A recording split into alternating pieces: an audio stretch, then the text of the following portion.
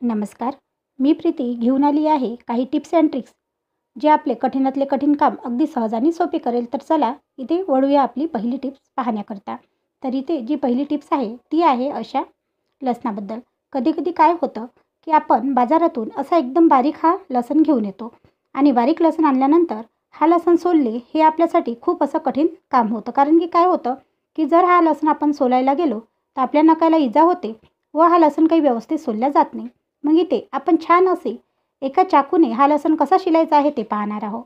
ही tips तुमच्या खूप कामी पडेल, नक्की फॉलो करा. आपल्याला काय करायचं आहे की एक लसूण घ्यायचं आहे आणि लसणाच्या मधोमध अशी काप करायचा आहे आणि काप केला की तुमच्या लक्षात येईल की दोन्ही साईडचा जे लसणाचं साल असतं ते अगदी सहज निघायला सुरुवात होते. तर इथे बघू शकता मी एक लसूण तुम्हाला मधोमध असा चिरून दाखवला आणि त्याचं अलगद असं साल कसं निघतं तेही दाखवलं. आता दुसरं जे लसूण आहे त्याला मी मधोमध अशी लांबट कापून कसं शिलायचं ते सुद्धा दाखवणार आहे.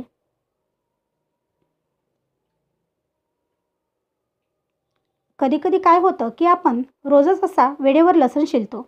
पण जर वेळेवर आपल्याला लसूण शिलायचं असेल आणि जर त्यात लसूण हा असा बारीक असेल तर आपल्यासाठी खूपच कठीण बनतं.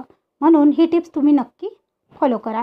तर इथे बघा छान असा लसूण मी तुम्हाला शिलून दाखवत आहे आणि अगदी 2 सेकंदामध्ये हा लसूण आपला शिलून होतो. तर इथे बघू शकता पूर्णतः हा लसूण शिलून झालेला आहे. आता बारीक लसूण सोलण्याचं काम हे अगदी सोपं झाले आहे. नक्की पहिली टिप्स तुम्हाला कशी वाटली कमेंट करून कळवायला विसरू नका. आता जी दुसरी टिप्स आहे ती आहे अशा वाटाण्याबद्दल. आता सध्या हे वाटाणे जे आहे ते खूप असे बाजारात आलेले आहे किंवा हिरव्या ज्या वाटाण्याच्या शेंगा आहे त्या भरपूर अशा बाजारात आलेल्या आहे आणि आपण त्या विकतही आणतो. विकत आणल्यानंतर अशा प्रकारे वाटाणे आपण सोलून किंवा काढून ठेवतो. काढल्यानंतर काय होतं की जर आपण ते तसेच जर फ्रीजमध्ये ठेवले तर काय होतं त्याचं जे ओलसरपणा आहे तो असा कमी व्हायला लागतो. मग आपण इथे काय करू शकतो, तर आपल्याला काय करायचं आहे, एक कागद घ्यायचा आहे आणि त्या कागदामध्ये या वाटाण्याला असं पुडी बांधून ठेवायचं आहे. पुडी बांधल्यानंतर याला आता तुम्ही फ्रीजमध्ये ठेवा. फ्रीजमध्ये ठेवल्यानंतर हे जे वाटाणे आहे ते खराबही होणार नाही आणि याच्यातला जो ओलसरपणा आहे तो तसाच्या तसा कायम राहील. नक्की ट्राय करा आणि तुम्हाला ही दुसरी टिप्ससुद्धा कशी वाटली कमेंट करून कळवायला विसरू नका. आता बघा जी तिसरी टिप्स आहे ती आहे अशा तांब्याच्या भांड्याबद्दल. आता तांब्याची भांडी असो वा असो पितळीची भांडी, ते घासणे म्हणजे खूप असं कठीण काम. आपण कितीही तांबे पितळीची भांडी जर घासत असलो तरी काही दिवस झाले की त्याच्यावर असे डाग पडतात आणि ते आपल्याला घासणं खूप असं कठीण होऊन जातं. म्हणून आपण आज छान असं सोप्या पद्धतीने तांब्याची व पितळीची भांडी कशी घासायची ते पाहणार आहोत. तर इथे बघा मी 1 चम्मच मीठ, 1 चम्मच बेकिंग सोडा व अर्ध लिंबू घेतलेला आहे. आता या लिंबाला बेकिंग सोडा व मीठ असं लावून घ्यायचं आहे आणि या जे आपलं तांब्याचं भांडं आहे त्याला असं घासायचं आहे. तुमच्या अगदी लक्षात येईल की हे जे सारण आहे किंवा हे मिश्रण जे आहे हे लावता क्षणी याच्यावरला जे काळपटपणा आहे ते दूर होण्यास मदत होते व आपलं तांब्याचं जे भांडं आहे ते चमकायला लागतं. इथे तुम्ही बघू शकता या प्रकारेच आपल्याला करायचं आहे. कितीकही चिकट किंवा चिवट जर तांब्याच्या भांड्यावर डाग असेल किंवा कितीही काळपट जर तांब्याचं भांडं झालं असेल तर या मिश्रणाने अगदी सहज ते निघायला सुरुवात होते.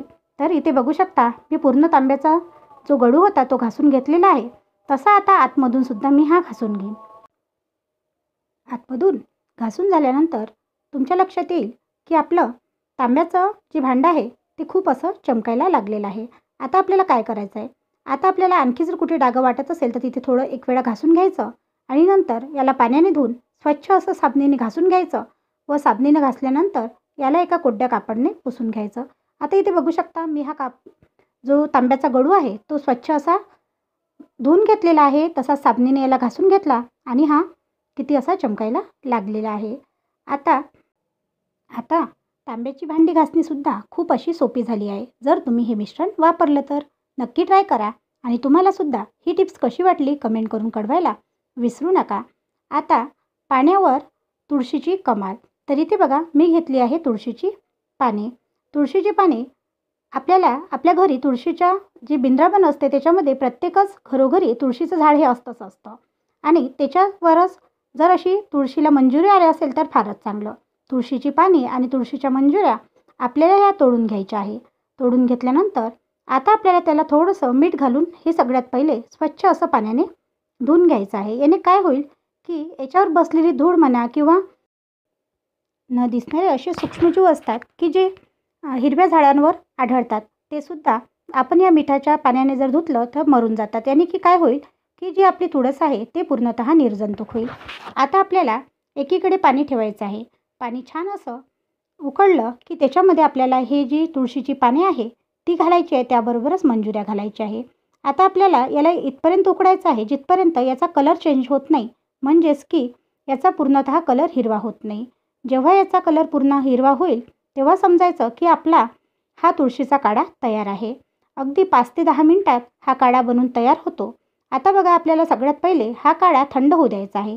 थंड झाल्यानंतर आपल्याला याला एका कपामध्ये काढून घ्यायचं आहे. कपामध्ये काढल्यानंतर आता आपल्या घरी जर कोणाला सर्दी, खोकला असेल किंवा ताप असेल तेव्हा आपण हा तुळशीचा काढा त्याला द्यायचा आहे. याने काय होईल की आपल्या घरात असलेल्या किंवा आपल्याला असलेल्या कोणत्याही ज्या बिमाऱ्या असेल त्या बिमाऱ्या ह्या काढ्या प्यायल्याने दूर होईल. नक्की ट्राय करा.